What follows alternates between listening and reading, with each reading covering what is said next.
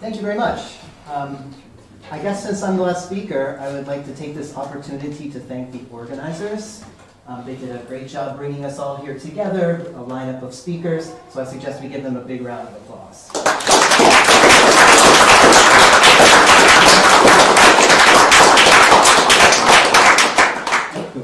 Thanks, guys. I'd also like to thank the Hausdorff Institute for hosting us here, providing the cake and all that other organizational good stuff.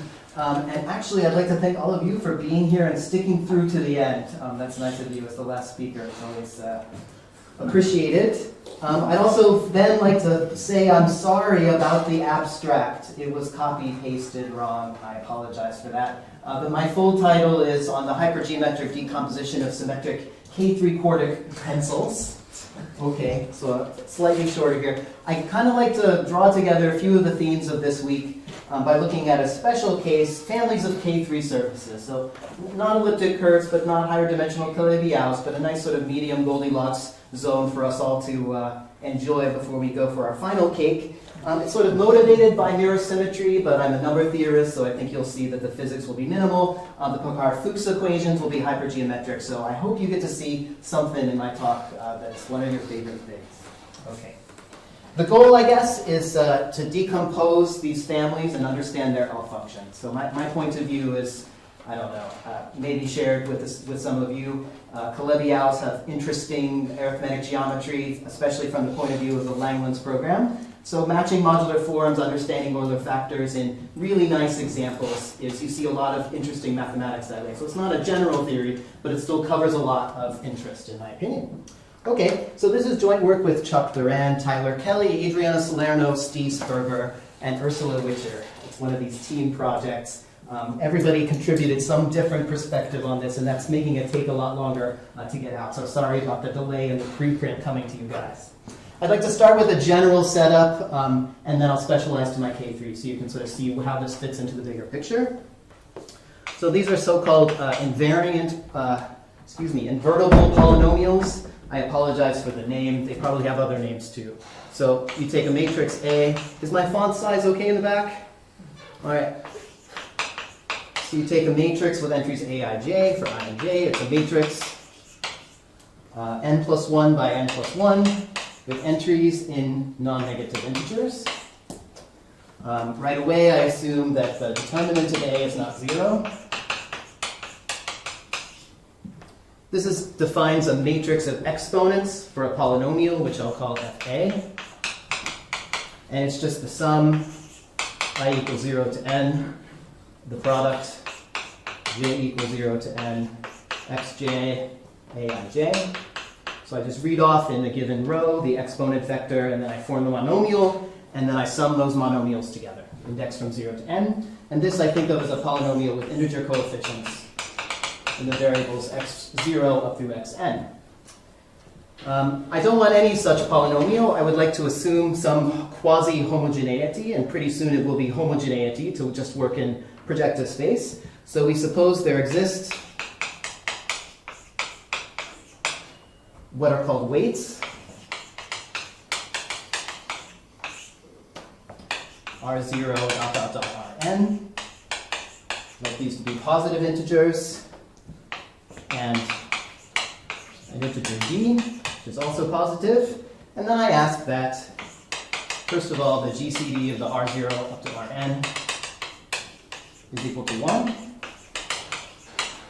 And that the equation that you write down, the Fa, is homogeneous with respect to these, quasi-homogeneous with respect to these weights, the variable xi and the weight ri. So you can phrase that in terms of the matrix in this way. The sum of rj, aij, sum from j equals 0, n is equal to d. And this is for all I, 0, n.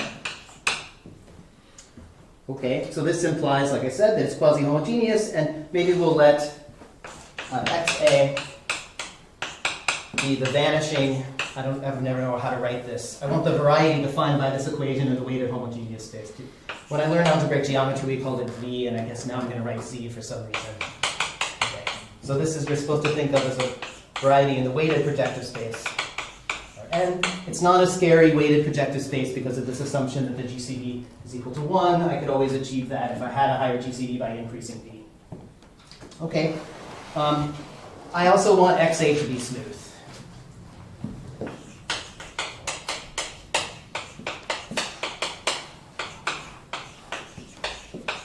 So you could think about the function FA, and I want the only critical point in C to the n plus 1 to be the origin. That's another way to think about the condition being smooth. And we'll call FA an invertible polynomial. I can't actually think of a worse name for the FA to call it invertible. Oh, we could easily. Any suggestion? Joe? A worse name? A worse name. Yeah, I'm sure we can do that. But maybe invertible. Oh, okay, well, I guess it's clear this polynomial is not invertible in this ring. I didn't even claim the determinant was invertible, except maybe in Q or something. So, too late, somebody else named it. Okay, so these polynomials have been classified. So if you wanted to write down such a matrix, you might have some fun by trying to write down what the possible integers are when you write down conditions. So this is a reverse definition. You call it invertible if the preceding sentence are true. Okay.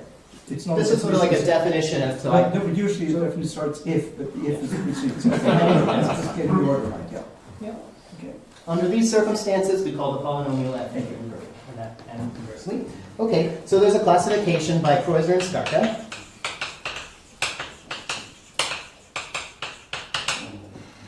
And it says up to change of variables. I call these invertible change of variables, but I don't want to confuse you. This FA is a sum of 3 types. These types are lovingly called Fermat's, loops, and chains. So the Fermat types, I'm putting a little underline under my F so you don't think that this F has anything to do with the FA previous. So these Fermat's will just be something of the form y to the A in some variable A. So of these 3 types, I mean in disjoint variables.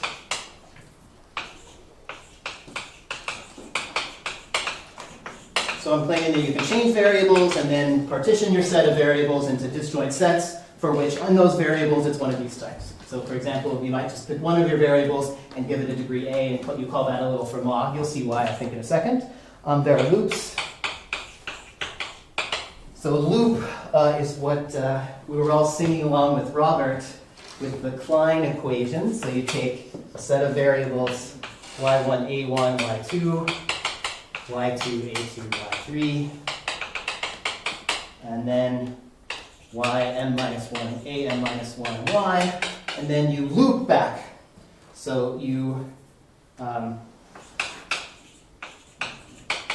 like this. And then there's also called chain. John? Yes? Is it so on purpose that there is one y without an index, or is this a y? Because I failed, and you were helping. Thank you. And in a chain, you do the same thing, except, I don't know, I guess you get locked up at the end.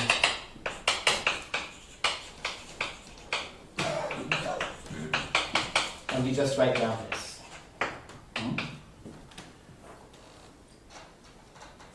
So there's only 2 types. This Fermat's a special case of chain.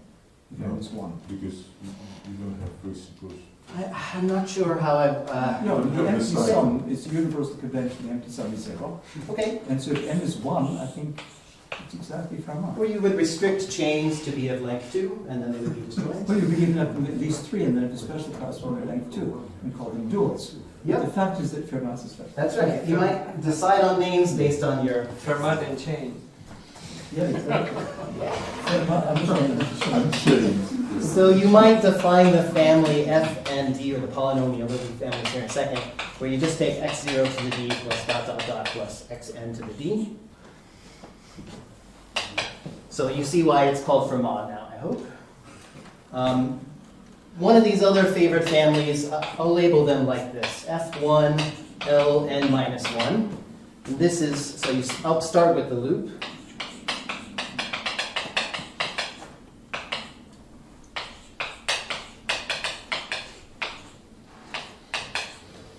And here I took it to be degree n plus 1. You'll see that's my application when we're talking about Calabi-Yau's anyway, certainly in projective space. But you could allow this to have a certain degree. This will be my family here. This is called the generalized Klein-Mukai family.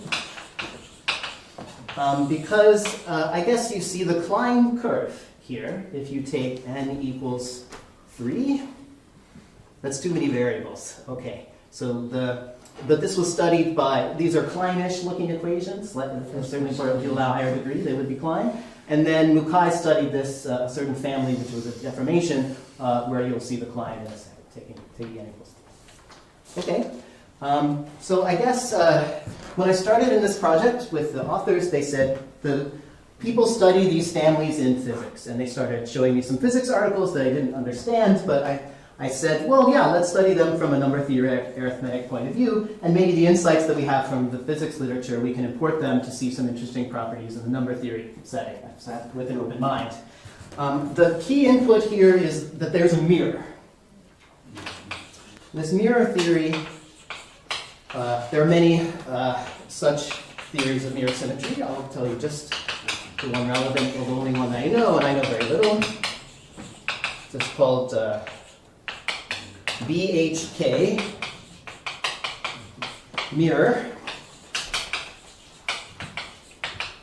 And if I start with a matrix and I say, I want to do something, I mean, everything I made for that was after the matrix. I want to do something in the matrix in such a way that if I do it again, I end up back where I started, because that's what duality would be. What would you do to the matrix?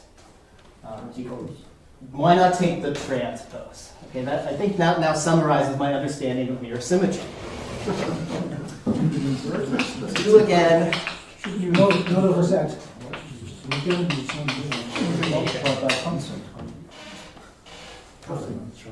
So if you do that, then the FA transpose is again invertible.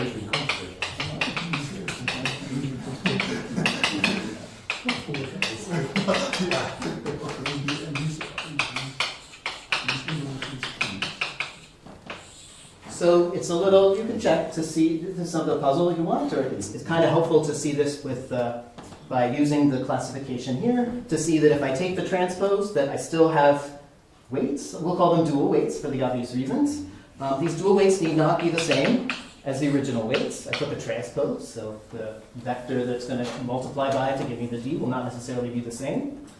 And notationally, I'll also find something called the dual degree. This is we fought for a while about what to call this number. This t, obviously, if you take a transpose of an integer, you're just getting the integer back. So I hope you'll allow this new symbol that I'm defining d transpose, and it's just the sum of the weights. So j, qj, aj. Because of the notion of being invertible, I could pick any I to define this integer. It's just the d that I would have gotten over here, but applied to the A transpose. Okay, we can call that the dual degree. So I guess we're supposed to think now that there's some relationship between the XA and the XA transpose. That's what the mirror symmetry, that's the insight gained from mirror symmetry. Funny with the indices. What? Why is that? Are you summing over J or are you summing over I? I took the transpose matrix, which interchanges I and J, and I plugged it into this But one. there you're summing over the column index. And But you the also I and J. I is the same as the column index. Should be QI. So it should be QI. No, it's correct. It's I okay. politely disagree. I don't know what else to Okay, change. you're These are the entries of the transpose matrix. If I take a matrix Aij, the entry, the ijth entry is Aji, and I just plug into that formula. Yeah, Yeah, that's correct. that's correct. What on earth is I'm puzzled by something else. Okay. Maybe I'm sleepy and maybe my linear algebra is weak. You say suppose there exist weights, don't there always exist weights? Can't you just apply A inverse to the column vector 1, 1, 1, 1? Do you know that they will always be positive integers? You could For scale them. positive weights. Okay, so I'm not sure I want to talk about weighted projective space with negative degree. okay, no, but so the RJ. Okay, but the RJ, or rather RJ over D, which is the only well-defined thing. Well, you've normalized it. I've That's normalized. just A inverse of the vector 1, 1, 1. So you're just saying that should be Yes. positive. That's why it's an assumption. Okay, thanks. No problem. So I have a question. When you mean change of variables, what do you mean? Monomial change of variables. Monomial. Invert. Yeah. So it's, you can think about like the polytope that's generated by the monomial. What I thought. Yeah, you got it. Okay. So in order to see that, I mean, this is only one guy. And do you guys believe this in your own personal life, in your mathematical life? It's better in a family? You understand yourself a little bit better by having been placed in a family? Okay, so what is done is to deform equations like this by adding a monomial, depending on a parameter. And there you have a whole family of varieties that you may then study. I'm going to zoom in now to the case that I'm interested in, where the original variety XA lives in projective space. Okay, I didn't want to do that right away, because then the duality wouldn't have really made any sense, because I would have had started with projective space and not really sure how it fit together. But so suppose I'm in a case where all the R0s are 1. So then this D, oh, and I assume that the D is n plus 1. We have to use our hands to erase,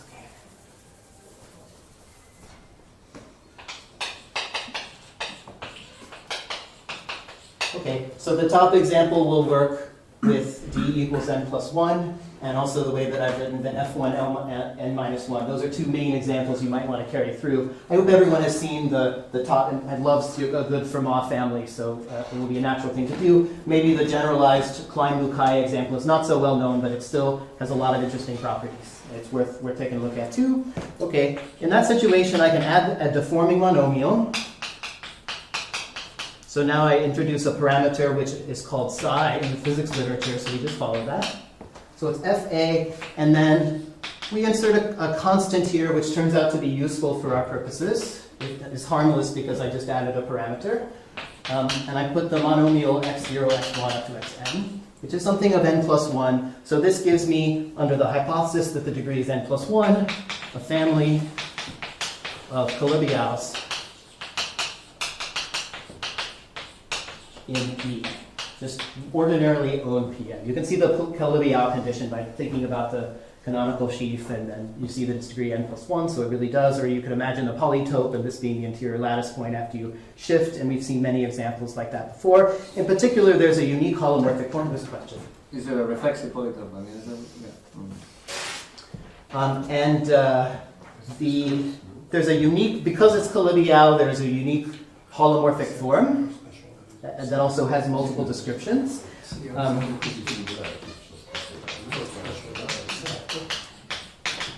So the question now was answered by Gauss, is what is the Picard-Fuchs equation?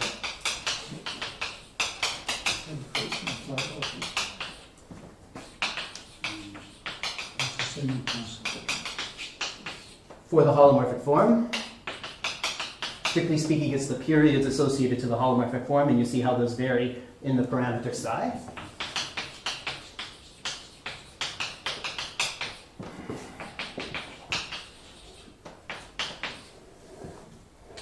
So what is that? That'll be some differential equation.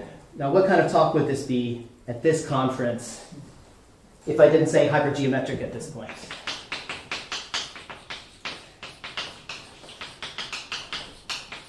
Well, Gauss did not phrase her answer this way, but I will. Because so in a hypergeometric, I really want to tell you what the parameters of the associated hypergeometric equation are, because everyone then will recognize something, I hope. So I'll just write my hypergeometric like this. So it has some alphas, comma, some betas. Actually, I think I'm going to write it in a nicer way.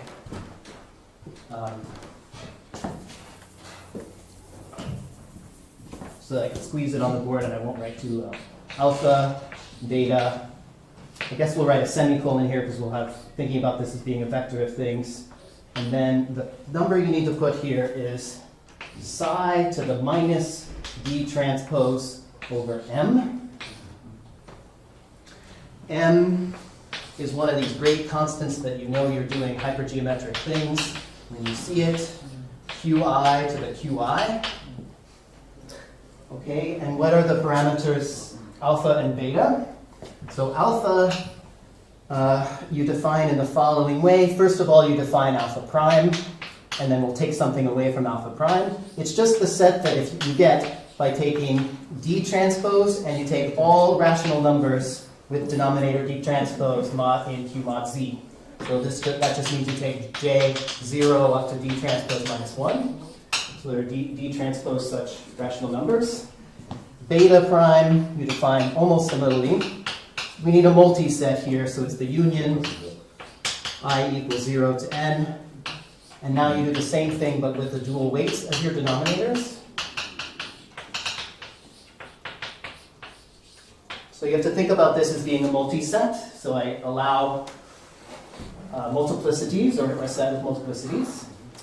And then, so it's supposed to be clear that the number of elements in alpha prime is the same as the number of elements in beta prime is D transpose. And then I take I to be the intersection of alpha and beta.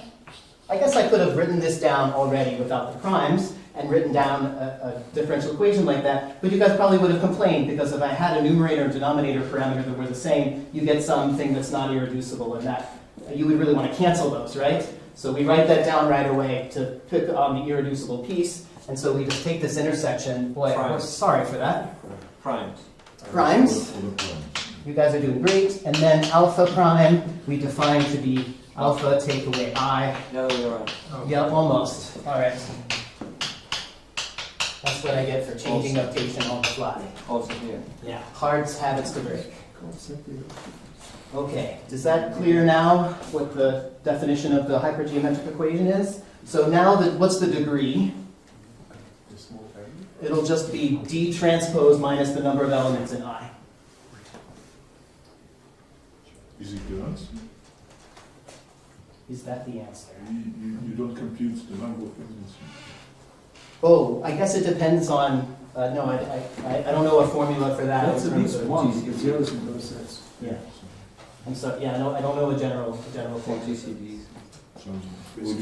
All this function. Probably. Is this a simplex we're talking about in your case? I guess so, because I had n plus 1 monomials as on the outside Yes, The it's model was- simplex. with an interior lattice point, which you could move to the origin if you wanted to. That should be the situation for Colombianos. So by F you denote the hypergeometric series, not the equation, right? The notation. Oh, yeah, It's actually a solution to this equation. that's right. It's clear. So I'm sorry, I don't want to write. Sorry.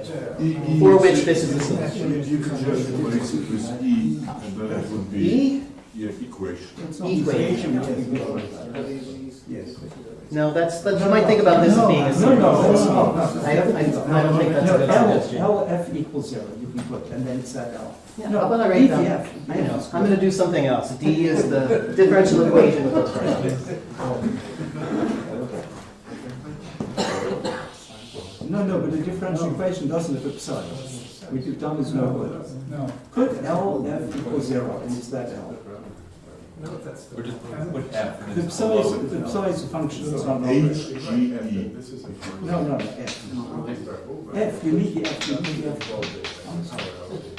It's standard notation. I understand, Don, I hear it. Yes, now it's right, yeah. Okay. Thanks, you I guys. think we all knew it. I apologize. No, simply that, not. Okay, let's do a special case. What happens when all of the Q's are 1? Is there still a question? No, it's English. Doesn't sound like it's one to me, so maybe I will continue. Then the D transpose, like the D, is again n plus 1. And what kind of equation? What are the alpha and the beta in this case?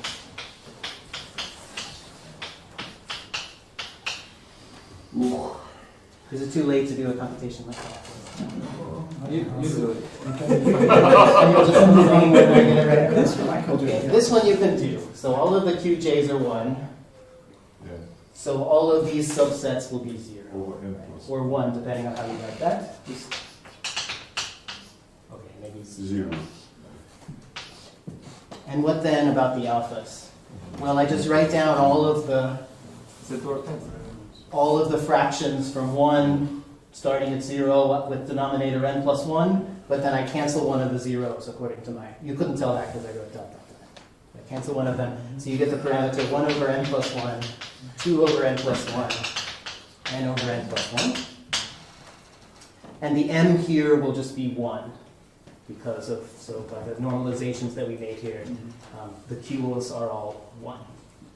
Okay, now this is surely your favorite of all of the hypergeometrics.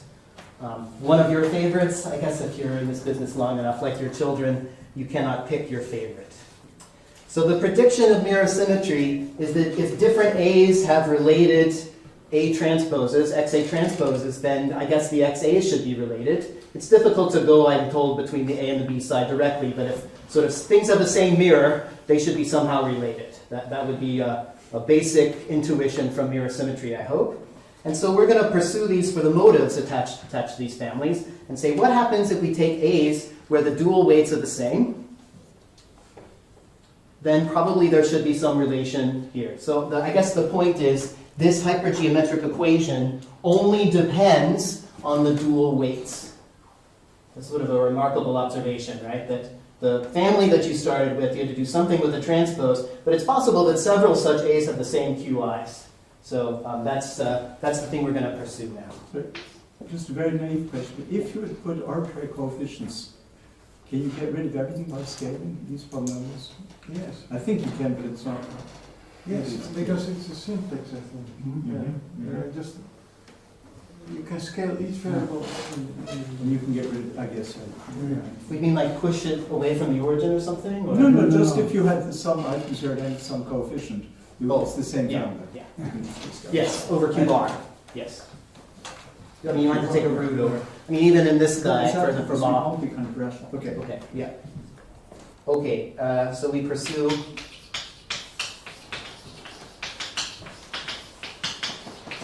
motives for XA psi with same dual weights. But if you just take the transpose of this example, which one do we get then? By this example, Yeah. I don't know what you mean by the transpose of this example. Invertible polynomial. I don't know that I have a matrix uniquely assigned to these QIs. Oh, There you're may be talking several. No, I don't like that. Am I doing okay, you guys? Do you feel like you understand the setup and the okay? So we could do this for elliptic curves. I think you would know the answer already. There's some pretty cool elliptic surfaces, and you can see some belly maps there like I do. So I think the really interesting case will be K3s. So that will be n is equal to 3. I do enforce this assumption that we're working in projective space. And maybe there'll be generalizations for the case. You guys are okay, and now I have to do this. I don't know.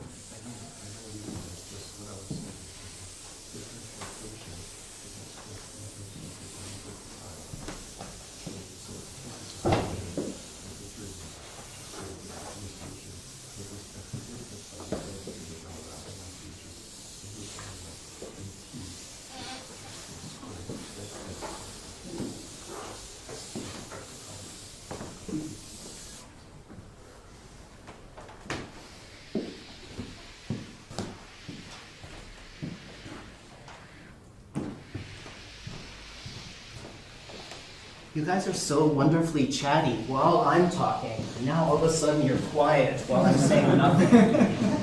It's just too nice. It's too side to see. All right. It's heckling, not chatting. All right. There's nothing to heckle, so you're quiet. All right. Let's put the notation down for our motives. So I'm going to take my values psi and q. I only want to talk about values where this thing is smooth. Can give conditions for that depending on residue.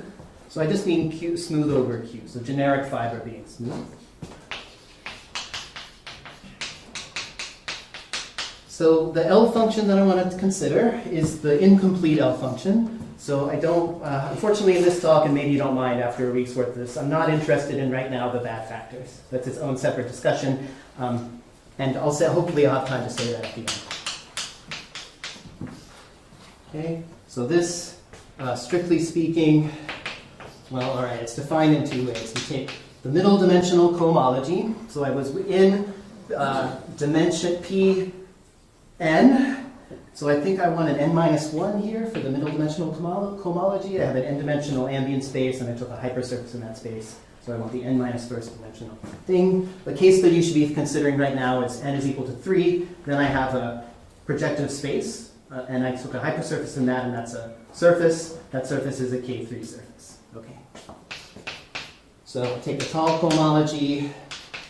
That really is a bit much for right now. This definition is independent of L, and that you can think of as being the product over good primes of good reduction of certain polynomials.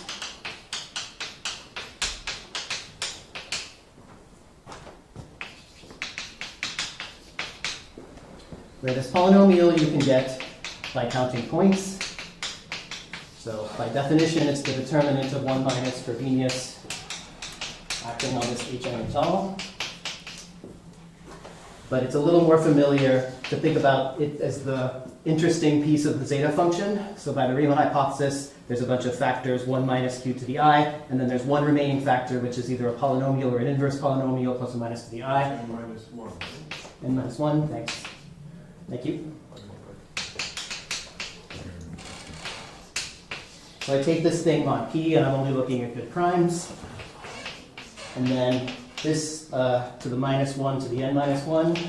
Hope I got the sign right there. And then you have to take away the other factors.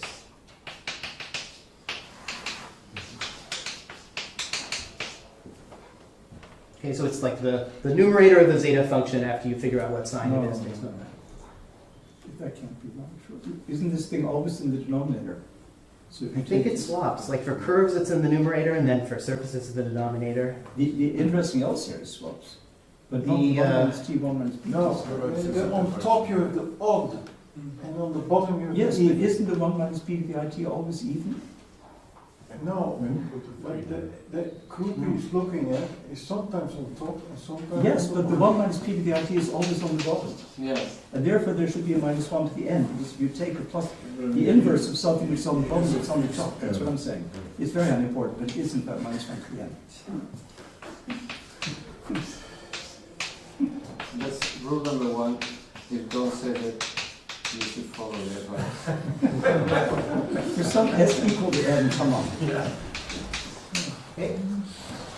And here's our first theorem. And there's actually a second proof that came out after ours, which is, I hope you'll, totally different proof, but achieves the same results. It's This is for what names? The second acronym?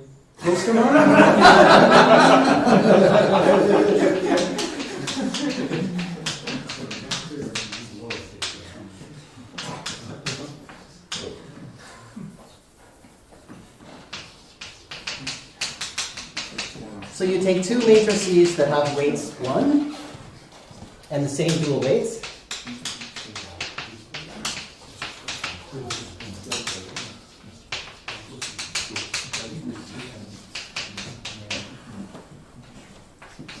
And you're only looking at places where it's smooth and non-degenerate, smooth, so where it makes sense.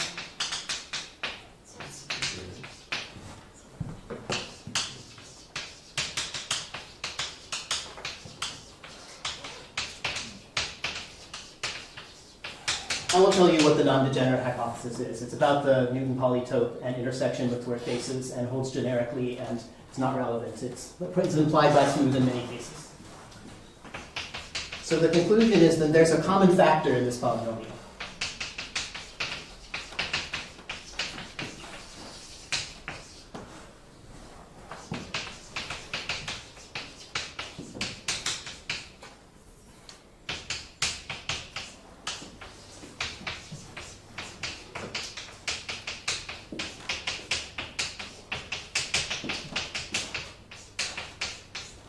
And this polynomial factor belongs to Qt.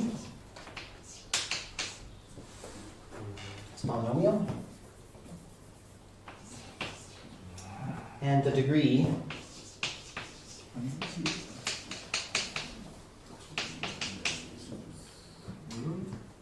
is this D transpose minus the number of elements. What's the difference? It's the order of the operator. The order of the operator.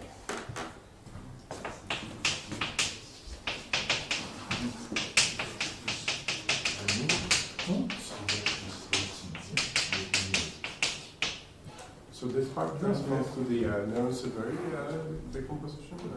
If you're in the K3 case, it arises in the H2, and I'll say a lot about it. I'm not restricting yet to the n is equal to 3, though I thought about it. But we'll say n equals 3 in just a moment. And I think it's a good idea to think of it as a common factor because, of course, it divides two of these, and it's going to divide any of them with the same dual weights. There's some polynomial that depends only on the dual weights. So, for example, anything with dual weights 1, 1, 1, 1 will have the same factor of this degree for all of them by comparing them pairwise. It would be nice if we sort of knew that this operator is the Picard Fuchs on the Hn, the middle dimensional cohomology, the only place it could be, and therefore by mumbo jumbo, this factor is the Euler factor associated to this hypergeometric. That feels like the animating energy of this workshop, but those of you who work in this subject, to actually prove something like that is really hard. In a tall cohomology, you don't have differential operators, so you can't really say anything.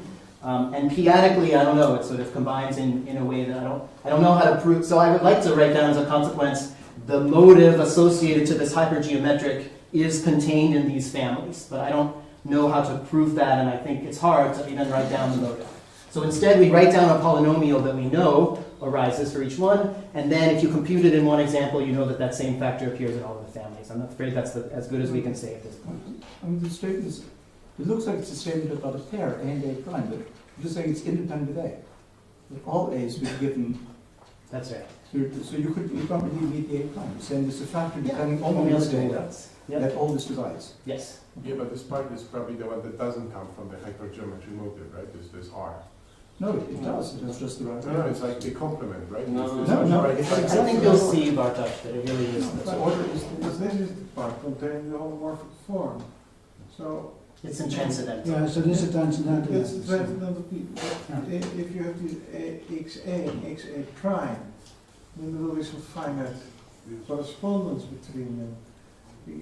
Isn't it? So that's great. You should mention that. So the two proofs of this proposition, one of them uses just the differential equation. So we work in p-adic Dwarf cohomology, and we take the holomorphic form, we attach it to a unit root, we then hit it with the connection, we prove that that subspace has a Frobenius structure on it with our bare hands using dwarf, much harder than anything. I think Masha's theorem will be much more general in that kind of setup. And therefore, and then there is an amazing lemma by Dwork called the uniqueness of Frobenius structure that says if you have certain hypotheses satisfied and your hypergeometric differential equation is irreducible, which it is for in our example, then the Frobenius structure is unique up to scalar. To complete the job, we prove that the scalars are the same by looking at the unit root. And we have to do some extending to the locus supersingular locus too, so we're not throwing out anyone. So that's our first proof. We were pretty happy with that, but I agree, as an arithmetic geometer, I get a little nervous with just a differential equation around, and it would be nice to really say there's something in geometry that will give the same argument. And that's the second proof by Klostermann. And what he does is he uses a Scioto map from a higher degree for Ma. Oh, this is not the old Klostermann. This is What he did say it was after their proof. Huh? He did say it was subsequent to their proof. Oh, but So it's hard to believe that it's Yes. still. I didn't know it was And still around. from that Scioto map, he can really show a common factor. So it's a little more general, but you aren't able to identify it like we are, that it comes from the differential equation. So I think when you put them together, you have a much better, stronger theory, maybe something close to a motive, because he really does, well, he doesn't write it down this way, but it's getting closer for these kinds of things. So the conclusion, I guess, is that formally, this LS of a hypergeometric with 1 over m psi minus the transpose S divides the L series. And I can say formally because I just don't have any good reference on hypergeometric motives that would allow me to prove this, but I think that's what you should be thinking right now. Well, I mean, this is a well-defined statement. I mean, there is an L factor written down by Fernando and Company. Is that the one that occurs, and is that a theorem? Or I think because of local rigidity, it would be true up to a twist. no, but But I because don't they're know proof, that. which you haven't told us the details. I just They did. produce a particular, well, not really details. You gave some words about. I only have 15 No, minutes. sure, I'm not complaining. I'm just saying I can't help it. Yeah, but Is this exact the hypergeometric data? You know, it's why are you saying it exists to come factor? Rather than saying that this thing, which has been defined and studied for many years, divides all of these. That seems to. Yeah, I can only prove that that's true up to a twist. yeah, So there could be a character. there could be a character, There and is no. I don't know what. I will show you in the K3s that there is no character, that you get it on the nose. So I'd like to think that there is no character, and this is true. But if I twist by the quadratic character, No, that. I will But just get your different own Euler conclusion factors. that it does divide. So you mean some twist of that? Some twist. Okay. So I didn't I don't know what, yeah, I mean, in the Euler fact, right, these hypergeometric motives are only defined up to GL1, so I don't, Well, but you have the traces well defined. the trace is well defined, but if I twisted it by a quadratic character and I looked at a family with that Well, but Fuchs, either I agrees would- with this or doesn't. I mean, the That's trace right. is well defined. So as soon as and the trace would be twisted by that quadratic character if I were to apply it. So although you've normalized the trace in a particular way, if I decided later on, actually, but we I'm needed to saying twist that it, you could check. If we this- could check if we had, but this is such a general theorem, I'm not sure that we're able to check right now. I'll prove it for you for K3 so that you believe that that's really true, and I think we'd be on to a proof. But do you see where I'm stuck? Is this a piece cut out by automorphism? Is this piece I mean, cut this- out this- by an automorphism? No. It's very close to it, but not on the nose. It's frustrating. Sometimes it is, sometimes not. If that, then we could just take the G invariance under the group G, or some subgroup of automorphisms, and we get it, but that's not true in general. So is the invariance bigger or? It's bigger. Yeah? The first thing we tried was looking at the group invariance, and it would give us, well, I guess we'd know that we have a piece. It still doesn't help this, is it the hypergeometric thing?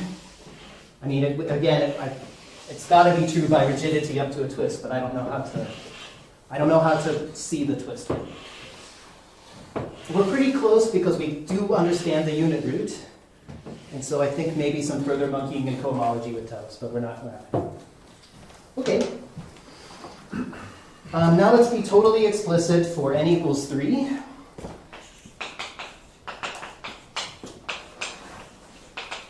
So I carry forward my hypotheses. So we still have all our zeros equal to 1, and now we also take, to write things out completely, we'll take all of our QIs also equal to 1. So the dual weights are all 1, 1, 1, 1. This would arise for the Fermat family.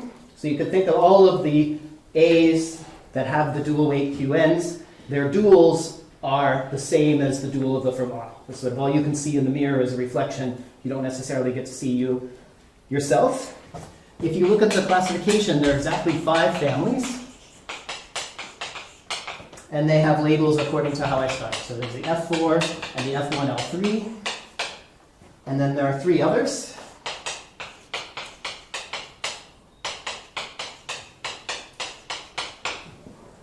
Okay, and for absent a symbol, I'm just going to put a diamond here or something to indicate that it's one of those. And then I'll call X diamond psi. And work with one of those 5 families, okay? So I'm picking one of those 5, and I'm denoting it by a diamond. Okay, so these are K3 surfaces. So as Bartosz predicted, the L function decomposes into 2 pieces, according to the Néron-Severi and the transcendental piece.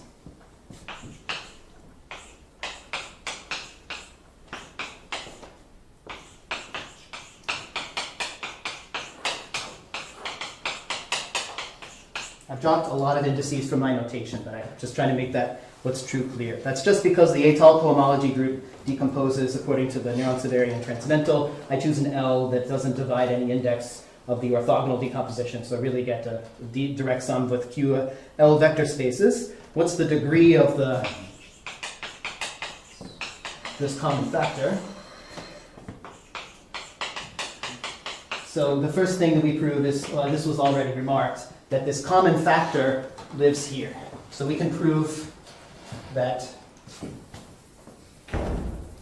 this LSTXS is the thing associated to the hypergeometric equation with parameters 1/4, 2/4, which is 1/2, 3/4, 0, 0, 0, t. S, t is going to be psi to the -4th, the m here is 1. So I hope that answers your question, you guys, Fernando, that for, at least for K3s, when we write down using a separate method, what did I mess up? May I ask a question in this context?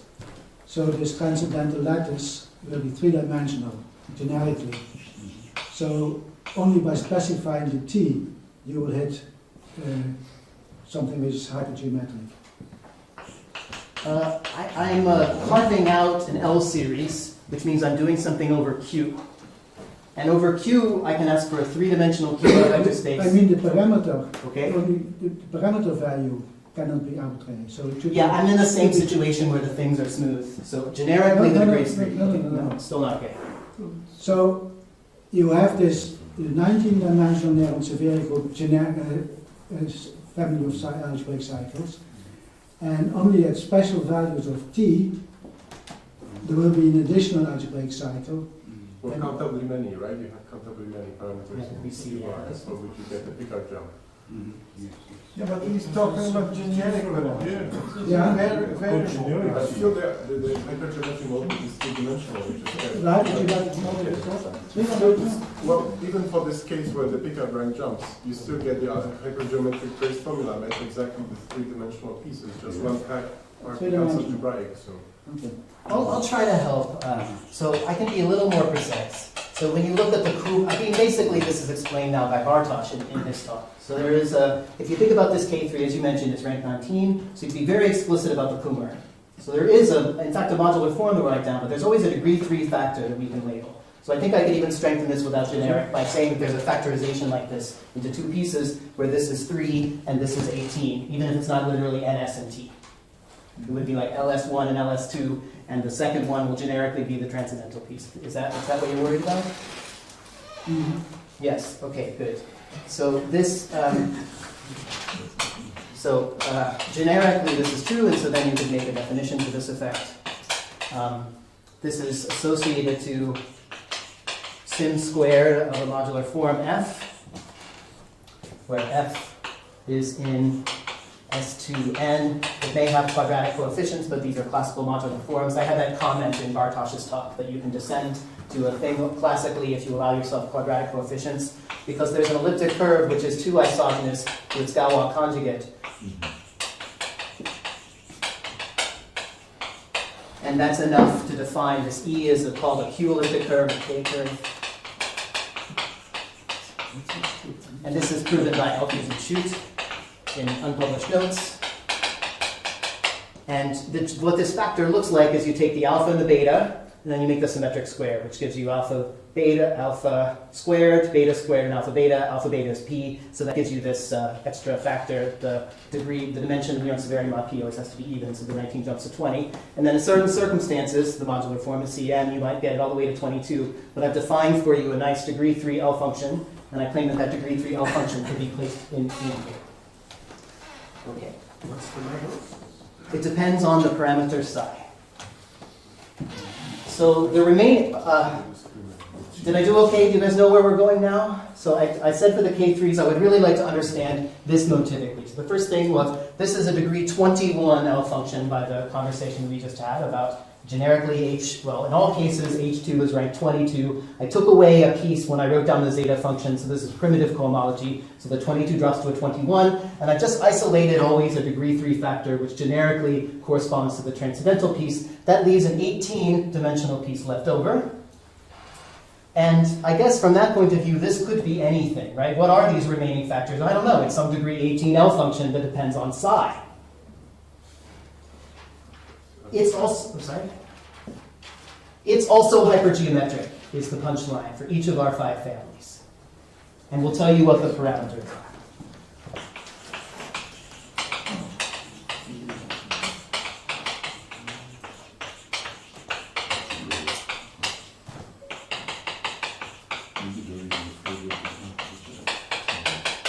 So by the remaining factors, I mean this LS. And And I can tell you a little bit more while I'm erasing. So I guess you know that the Néron-Severi group, that's the set of cycles modulo algebraic equivalence, those cycles, it's a finite dimensional vector space, a lattice in fact, and so there'll be some basis for that space. Some z basis or q basis would be enough for this. And those divisors are defined over some finite extension of q, which was my base field.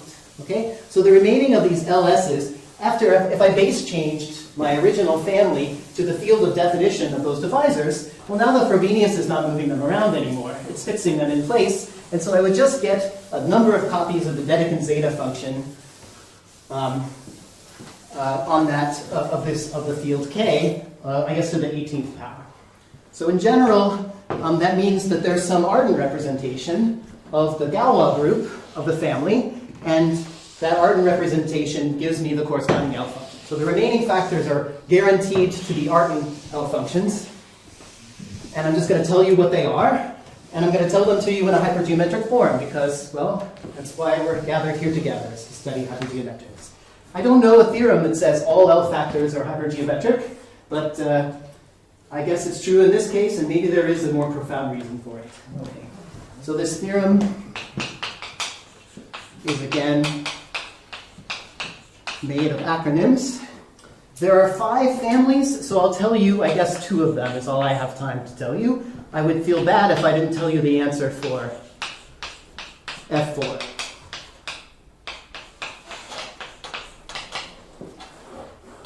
Okay, so I have to make for you a degree 18 L function, and here are the parameters.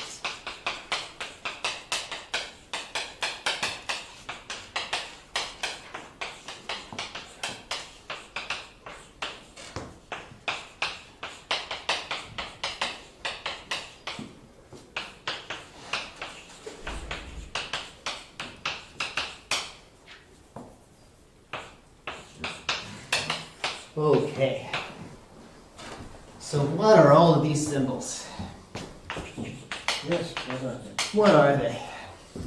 Well, I guess you're used to the L series of a hypergeometric function. So what did I do? Well, I replaced s by s minus 1. That's a Tate twist. It's shifting all the indices. These occurred in an H2, but they really aren't motive. So everything is being multiplied by q. All the eigenvalues are q times the root of unity. So I'm just shifting there.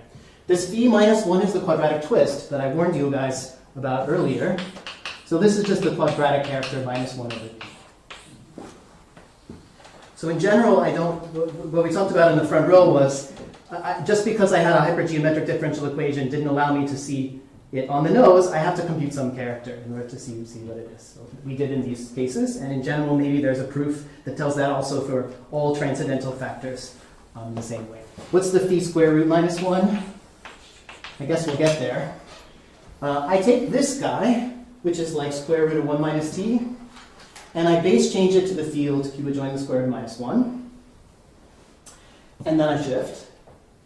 And then I twist. I think I've used up all of my moves as far as L functions go. Maybe I can take a tensor power next time to impress you, but all right, that's already a lot. You Okay? did, you've taken the 6th one. Good. Okay, so because P here is now a prime ideal of the ring of integers of q squared root minus 1, and in all cases, minus 1 is a square in that, so it does not depend on what choice of square root of minus 1 I wrote down. It depends on whether P is 1 mod 8 or 5 mod 8, or Q being the size of the residue field. Did I explain all the symbols? Now I'm missing a bracket. Oh, that's very likely. Where's the bracket? So the q minus 1, is that... That compiled for me. Did I miss something? So, there is a... Okay, that's a okay. That closes there, okay, then... Okay, he's lifting Yeah. the fire. Okay, now that... Okay. Good. So I compute this as 18 is 3 times 2 plus 6 times 2. Did everyone do that computation as well? You guys know what I'm saying? When I did 3 plus 6 and then multiplied by 2. Cheating. Okay. Part B is I'll do the F1L3 so you can see a symmetry. So LS and SX. And here I take F1L3. Sorry that this theorem is like a giant formula, but I feel like the formula is telling me what's happening. So I hope you feel the same.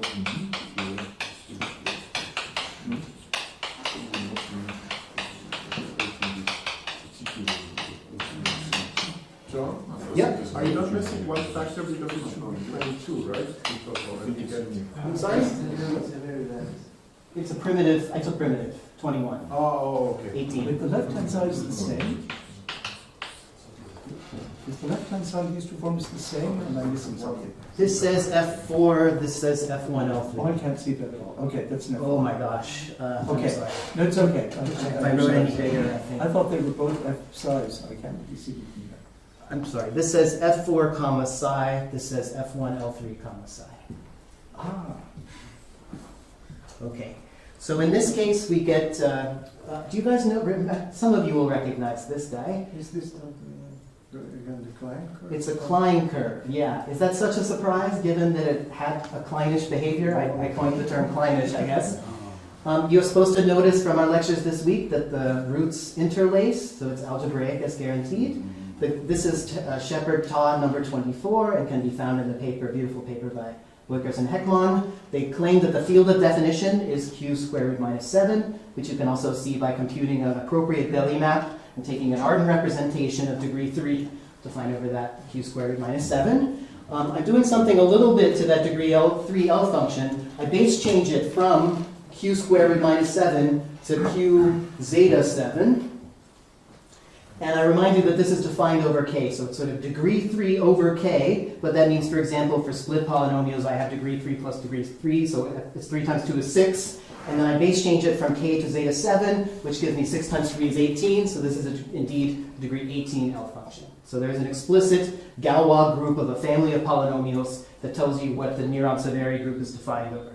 Now, although in this case, you can be very explicit about what the Néron-Savary group is, so this goes for if you take psi is equal to 0, it's classical. These are the lines on the Fermat quartic.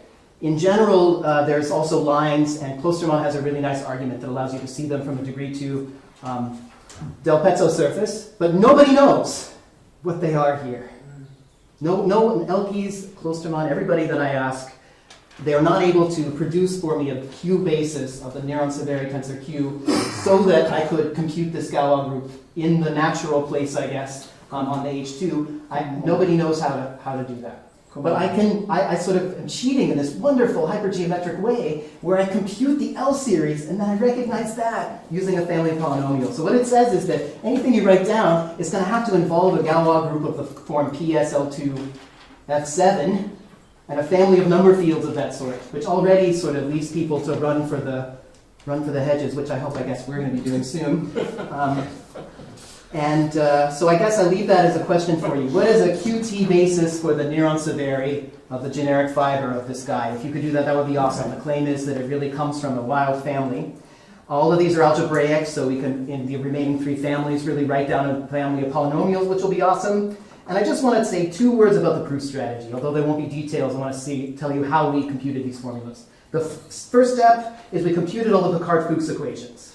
We do this over the complex numbers, and we use the discrete symmetry. So now we really get it on the nose by having the group act. And by looking at eigenspaces, the group commutes with the action of the differential operator, so it breaks up naturally into pieces, which then it sort of tells us what the answer is before we even write it down. Do you guys believe this, that periods are like point counts? And if that's the case, then the hypergeometric equation over C should tell us what the hypergeometrics are, if they are, for these L series. So we already know what the answer is supposed to be, up to twists and base changes. Okay? So then we try to prove that answer by using a formula of Koblitz, which is also Delsarte and Furtado-Gomita, where we just write down the formula for the point counts, and then we know where we need to go. So Adriana and I and Tyler, we work really hard with slightly horrible-looking manipulations of character sums, until we get the definition of the hypergeometric series, the finite field hypergeometric sum. And that tells us that we have the right traces. We get it on the nose. And that is how we do it. Thank you guys very much.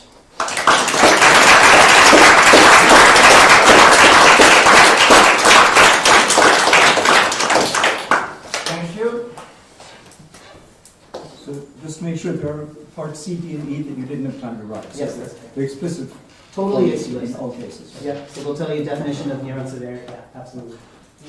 Just to connect to the remark in the previous talk about these 14 exceptional, I think they also have polynomials of this invertible type, and they were looked at by Gauss, quoted. Cool. I think that was especially about this. Nice. I'll look for those. That is from Hanover, isn't it? Yes. Different Hanover. I'm from Hanover, New Hampshire. We lost an N along the way. Yes, so I think I've got some idea for this F103, what we should do. So you pick up one of these nice elliptic vibrations of very high rank. If you could find elliptic vibration, we'd be all set. Yeah, No one that's can the find thing. So elliptic in this vibration. case, what you'll get will be, I think, the rank 18 elliptic vibration. That's like one of these cases of Alfie's that he exploited. Except that this will be defined over Q square root of 7, which is a bit annoying because you have to Square root minus 7? Yeah, 1, right, yeah. But that's the thing. So in this case, I think you can really write down the Go. x coordinates. And Good luck.